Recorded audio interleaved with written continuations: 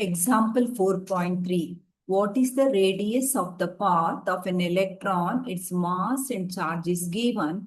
Moving at a speed of 3 into 10 to the power 7 meter per second in a magnetic field of 6 into 10 to the power minus 4 Tesla perpendicular to it.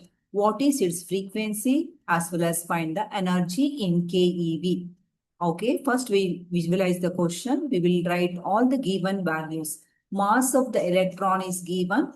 Charge is also given 1.6 10 to the power minus 19 coulomb. Moving with the velocity 3 into 10 to the power 7 meter per second. Under the magnetic field 6 into 10 to the power minus 4 Tesla. First we will find out what is the velocity. Radius.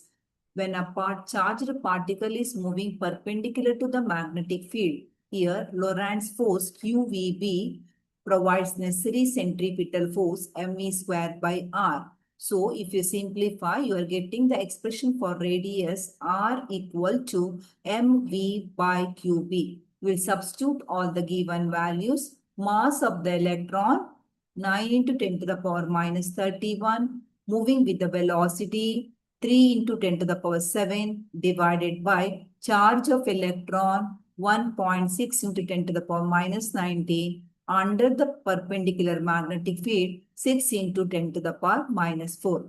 Yes, if you substitute and simplify, you are getting the answer 0.28 meter. That is, radius of the path is 0.28 meter.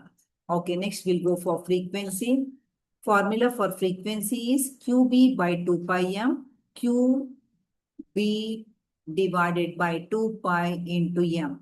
So if you simplify, you are getting 1.7 into 10 to the power 8 hertz. Okay.